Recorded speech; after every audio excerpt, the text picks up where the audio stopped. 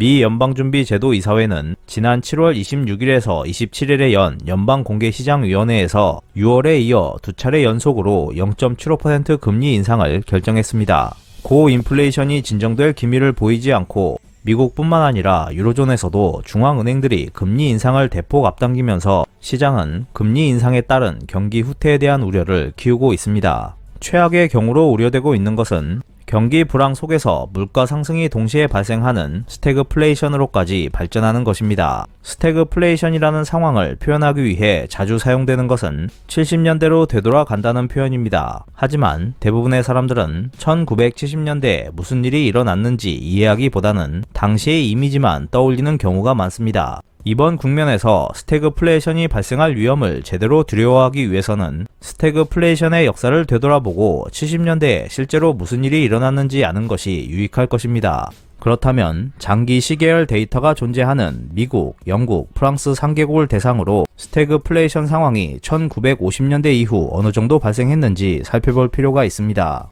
50년대 이후의 분기 성장률이 과거 5년 평균을 1.5%포인트 밑돌고 인플레이션율이 평균을 4%포인트 웃도는 시기를 심각한 스태그플레이션 시기로 정의하고 그 비율을 살펴보면 미국은 전체 분기수의 3.6%에 불과했고 영국은 4.5%, 프랑스는 1.9%로 드문 현상인 것으로 나타났습니다. 스태그플레이션의 기준을 좀 더 느슨하게 정의해도 발생 빈도는 적었고 드문 이벤트임에는 변함이 없었습니다. 게다가 특별한 요인 때문에 일시적으로 1에서 2분기에만 스태그플레이션이 발생한 경우는 제외하고 스태그플레이션이 3에서 4분기 동안 지속된 경우에 하나면 발생 사례는 훨씬 한정되며 미국, 영국, 프랑스 각국 모두 50년대 이후 3개에서 4개 사례밖에 없었습니다. 또한 발생 시기를 보면 세 국가 모두 70년대에 집중돼 있었고 73년과 79년 두 차례의 석유 파동 발생 직후 일어났습니다. 70년대 이외에도 스태그플레이션적인 상황은 발생하고 있지만 국가별 특수 사정에 기인한 것으로 고정 환율제 하에서 환율이 대폭 강화된 것과 관련된 일시적인 것이 많았습니다. 그리고 90년대 이후 어느 나라에서도 스태그플레이션은 발생하지 않았습니다. 즉 스태그플레이션의 발생 빈도는 50년대 이후 극히 적었고 70년대에 집중되어 있었습니다. 놀라운 것은 몇 안 되는 스태그플레이션 사례에서 성장이나 물가 변화를 세밀하게 살펴보면 대부분의 경우에서 경기가 나빠지면 인플레이션율도 저하된다는 관계성이 유지됐다는 점입니다. 반대로 말하면 모두가 두려워하는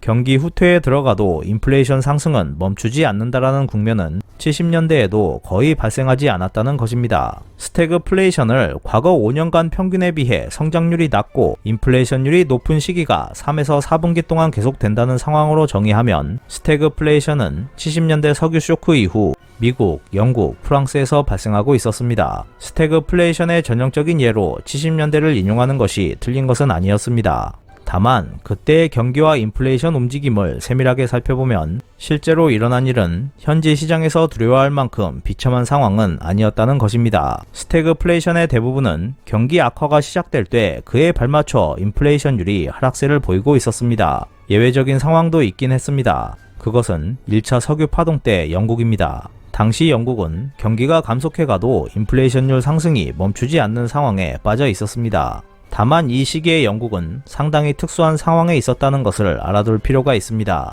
극심한 노동쟁의가 계속되는 가운데 전력 부족으로 취업이 주 3일로 제한되고 공급 측의 병목 현상은 물가를 계속 끌어올렸습니다. 공급 제약이 인플레이션을 주도하는 점에서는 현재 국면과 공통되지만 제약의 심각성은 비교가 되지 않아 비교 대상이 되지 않습니다. 스태그플레이션의 상징으로 예시되는 70년대에도 성장이 높아지면 인플레이션율이 높아지고 성장이 감속하면 인플레이션율이 저하한다는 관계성은 대체로 유지되고 있었습니다. 하지만 1973년 1차 석유 파동 이후 미국과 프랑스에서는 경기 악화에 따른 인플레이션 하락이 나타났지만 하락 속도는 느렸습니다. 그 결과 쇼크 전보다 높은 10% 정도의 인플레이션율에 머문 채 2차 석유 파동을 맞고 말았습니다. 그에 비해 70년대 말에 있었던 제2차 석유 쇼크 이후에는 인플레이션율은 일시적으로 급상승했지만 그 후에 경기 둔화에 수반하는 인플레이션율의 저하는 보다 원활했고 인플레이션율은 고공행진을 하지 않으면서 80년대에 들어서도 순조롭게 하락을 계속했습니다.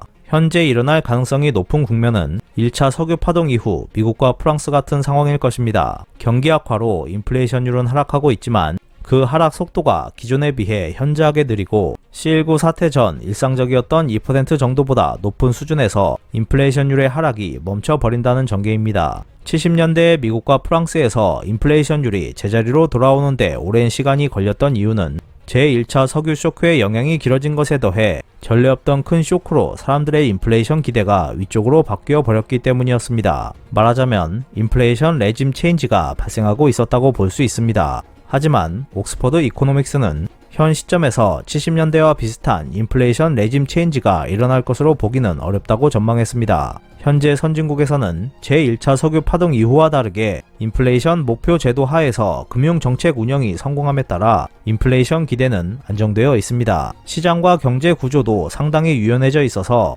저인플레이션 체제가 정착되고 있습니다. 이번 인플레이션 상승은 공급 제약이 큰 영향을 주었습니다. 미 연방준비제도이사회와 유럽중앙은행이 금리 인상 시기를 앞당겼기 때문에 경기 후퇴 리스크를 경계해야 한다는 주장은 잘못된 것이 아닙니다. 다만 우크라이나 전쟁과 같은 충격이 계속 이어지지 않는 한 스태그플레이션 발생까지 걱정하는 것은 지나치다고 할 수 있습니다. 최악의 경우인 스태그플레이션까지 나타나진 않겠지만 경기 후퇴를 경계하고 대비하는 자세를 갖는 것은 필요할 것으로 보입니다.